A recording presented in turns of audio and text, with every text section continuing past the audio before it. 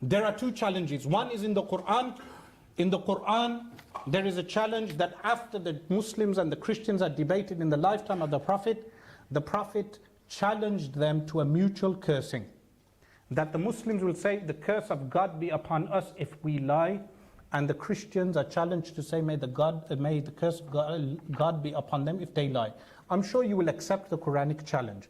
That I will say openly now, if I am a liar and I am false, may God curse me. You are challenged to accept, to do the same. That is the challenge from the Quran. But then you have a challenge also from Mark, the verses that were taken out by Jesus, ascribed to Jesus himself, where Jesus says, whoever believes and is baptized, you wanted everyone to be baptized yet, so you're baptized, will be saved, but whoever does not believe will be condemned. So you're baptized, and this is what you should be able to do. And these signs will accompany those who believe. These signs should accompany you. In my name they will drive out demons.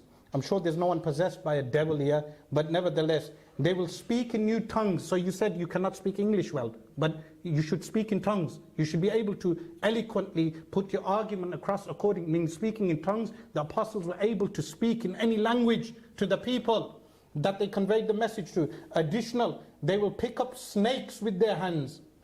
They will pick up snakes. I do not have a deadly snake, but I have the next thing. And when they drink deadly poison, so I brought poison with me. When they drink deadly poison, it will not hurt them at all. Here, rat poison, look. It will not hurt them at all. They will place their hands on sick people. Ali, stand up. There's a brother here, Ali, who is blind. He's blind. He has volunteered for this. He's a sick, and they will get well. So we have a challenge. Jesus has told us who his true followers are. If they are baptized, today's Christians, 200 denominations, even if we abandon Islam, meaning for a secular world order, because really people hate on Islam because of Sharia law. They can never debate the concept of God in Islam. They always debate Sharia, because the Sharia law is the only law that's opposing the UN and all the secular world or Anglo world order. But if we, placing that aside, if we abandon Islam, and we have two choices, atheism, and we have, which is more rational than Christianity. The second one is Christianity. 200 denominations. You tell us Catholics are wrong. Protestants within themselves, you have Baptists, Seventh-day Adventists, you have Jehovah's Witnesses, so many sects to choose from. Jesus has told us that the true Christians can drink poison. They can cure people like Ali. Are you able to fulfill that challenge? Are you able to drink rat poison? The rat poison is here for anyone to come and drink the rat poison. And if they cannot, well, it's a safety cap on here. I'll leave this. They should be able to drink rat poison and cure Ali, and those will be the true followers of Jesus. Yeah, I'll just quickly say something. Just in regards to the poison, quickly. Yeah, I was going to respond to that. Sorry, just in regards to the poison, as I said, that isn't in the earliest manuscript, so the poison doesn't work, and also in regards to, but even if it was in the earliest manuscripts, okay, you can respond.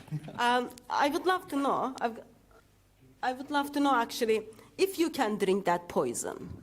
Because remember guys, what Muhammad says, just drink the poison, get a date, it should help you. That's right, it says that. Okay? Date? Can someone go and get a date? And also, can someone check if it is poison or not? Right, I think we should leave that there. I don't know what the public liability is like here, Hamza. I'm feeling a bit... Right. So of course someone needs to question if that is poison or some deception is going there or not. Sure we will check that. Right, thank you. We've just got a time as well. We'll get that checked in the labs shortly. Got a question down here, and then we're rapidly moving to close now. I can see a few more hands. We'll try to get through as many as we can. I'm going to limit the responses to 2 minutes now, because we want to finish just around 9 o'clock. Got a question here.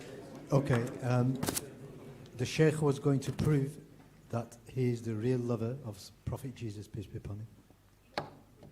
Okay, with regard to what Caleb said, that it was an honor for people to die for the sake of someone else, in previous cultures and it's no longer honorable, then that would mean you should accept the marriage of Aisha radiallahu anha because it was a cultural accepted fact at that time and it's not accepted anymore. Additional to that, you mentioned a few more points, but I cannot remember them. Maybe the poison is taking its effect. I said... Is it real? That you see, it's a matter of faith. This is a matter of faith, yeah? So you're saying it's real? Basically, we had Ali there for you to cure and poison to drink. Now you said that you do not believe those verses are a part of the Bible. Yes? So you're telling us to believe in a Bible which has verses that you yourself do not believe in. Meaning, what kind of religion is this that one group of people are saying these are verses from God and another group of Christians are saying that these are not verses from God? This is a contradiction. So the Quran says, do you believe in some of the book and reject some of the book? So this is a big problem for Muslims because we accept all the Quran from beginning to end, but you have just acknowledged that this aspect is not from the Bible. So to conclude, the reason why a person should be a Muslim is because in Islam we have true belief in a monotheistic, transcendent God, and which is a perfect, absolute being. And if anyone believes in a human being, a man God, a demigod, they are in fact falling into paganism and away from the true religion of God.